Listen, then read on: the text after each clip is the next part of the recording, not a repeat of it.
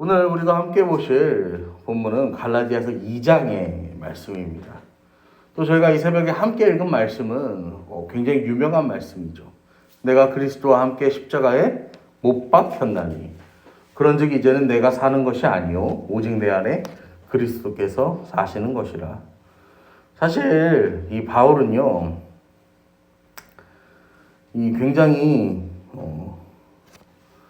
복음을 위해서라면요, 그 무엇도 아끼지 않고 나아가는 사람이었습니다.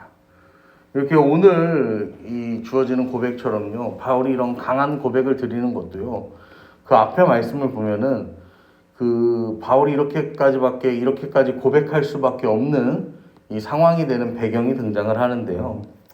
11절 말씀을 보시면 게바가 안디옥에 이르렀을 때 책망받을 일이 있기로 내가 그를 대면하여 책망하였다. 이게 뭐냐면은 베드로가 안디옥에 갑니다. 이 수리아 안디옥 지역에 가는데 여기는 이방인들이 모여 사는 곳이고 이방인들이 믿는 자들이 교회를 세운 곳이에요. 그러니까 다 누가 있는 거예요? 이방인들이 있는 지역이죠.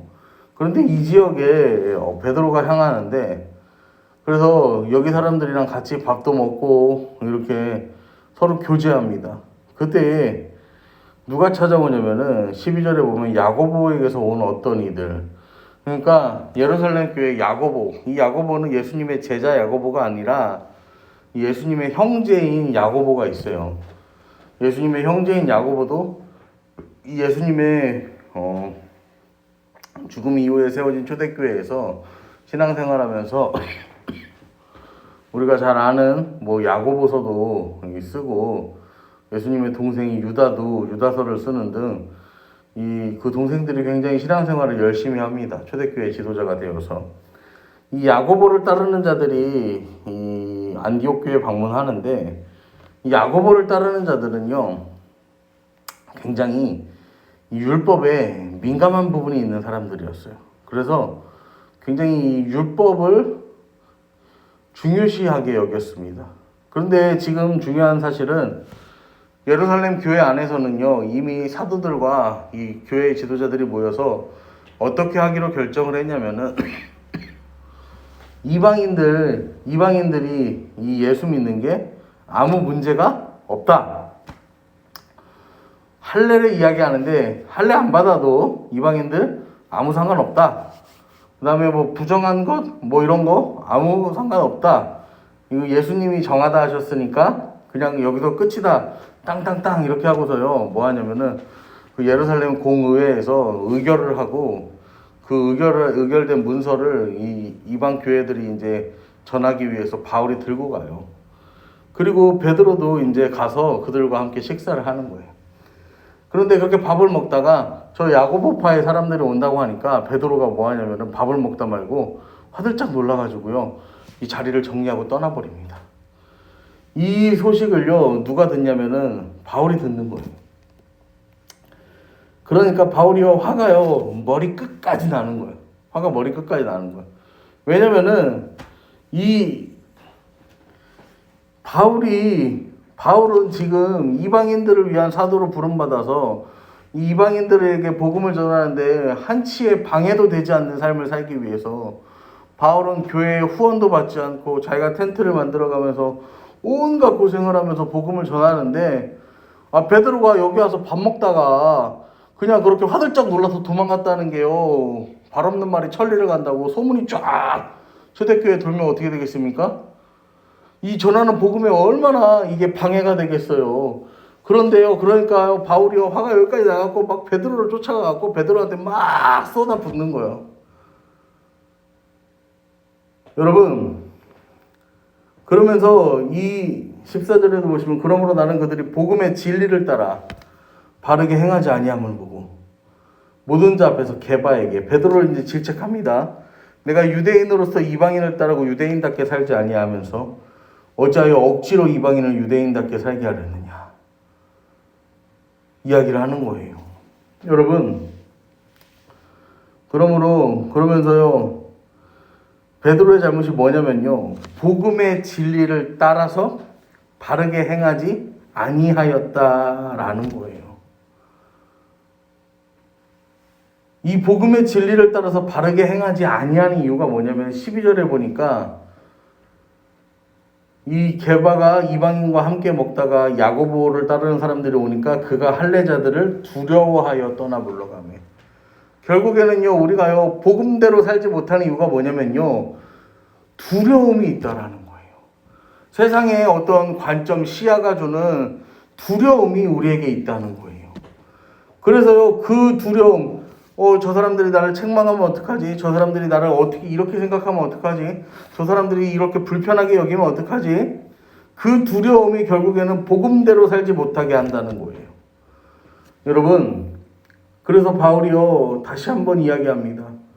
오늘 본문에 보시면은 20절에 보시면은 뭐라고 이야기합니까? 내가 그리스도와 함께 십자가에 못 박혔으니 그러니 이제 내가 사는 것이 아니요 오직 내 안에 그리스도께서 사시는 것이라. 여러분, 세상의 이 관점, 그러니까 세상이 죄송합니다. 이 세상의 눈으로 판단해서 저 사람 저거 이런 판단을요 제일 두려워하며 살 만한 사람이 누구예요? 사실 베드로보다는 바울이죠. 바울이 어디 가서 복음 전하면요 사람들이 뭐라고 할까요? 스데반 집사가 죽을 때 뭐 했던 놈? 옷을 들고 있던 놈. 여러분, 유대인의 문화에서요 겉옷을 맡긴다는 건요 굉장히 신뢰할 만한 사람에게 맡기는 거예요. 이건 전 재산이나 다름없어요. 이 사람의 전 재산이에요. 대대로 물려있는 옷이거든요. 돈이 없어갖고 옷감도 귀하고. 그러니까 이 겉옷을 맡긴다는 건 대단히 신뢰가 있는 거예요. 스데반을 돌로 쳐 죽일 때 그 자리에 있었던 사람들 중에서요 제일 신뢰할 수 있는 사람이 누구였냐면 사도 바울이었다는 거예요. 바울 되기 전에 사울이었을 때. 여러분, 아무튼 이 바울의 인생을요 쭉 우리가 나열하면 입만 아프죠. 바울은 아주 그냥 이 대척점에 서서요 기독교인들을 엄청나게 핍박하던 사람이란 말이에요. 그런데 이제 바울이 뭐라고 고백합니까? 오직 내 안에 그리스도께서 사신다. 나는 이제 달라졌다라는 거예요. 완전히 바뀌었다라는 거예요. 율법의 저주를 받아서 살아갔던 내 인생, 나는 죽었다는 거예요. 이제 나는 율법을 따라 사는 인생이 아니라 예수로 사는 인생으로 변하였다라는 거예요. 바울이 그렇게 고백합니다. 그러면서 21절에 내가 하나님의 은혜를 패하지 아니하노니 만에 의롭게 되는 것이 율법으로 말미암으면 그리스도께서 헛되이 죽으셨느니라. 만약 율법을 지킴으로 하나님 앞에 옳다 인정을 받을 수 있다면 그리스도의 죽음이 헛된 것이 됩니다.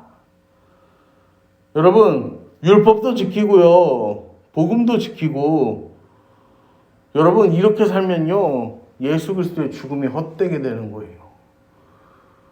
어떨 때는 율법이 맞고 어떨 때는 복음이 맞고 여러분 아니에요. 여러분, 우리는 어떻게 살아가야 되는 거예요? 복음이 맞는 거예요. 복음이 우선되는 거예요. 율법은요 내 의로움과 내 영광을 드러나게 하는 거예요. 복음은 하나님의 의로우심과 하나님의 영광을 드러나게 하는 도구예요. 여러분, 율법도 맞고 복음도 맞고 어떨 때는 율법 어떨 때는 복음이 아니라 우리는 어떻게 해요?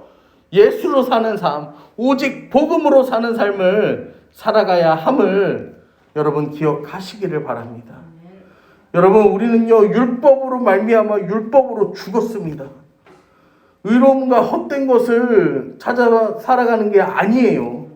여러분, 하나님의 영광을 따르는 믿음으로요 그 하나님을 바라보고 여러분 그 하나님의 말씀을 품고 예수 그리스도와 함께 살아가는 저와 여러분이 되기를 간절히 축원합니다. 아멘.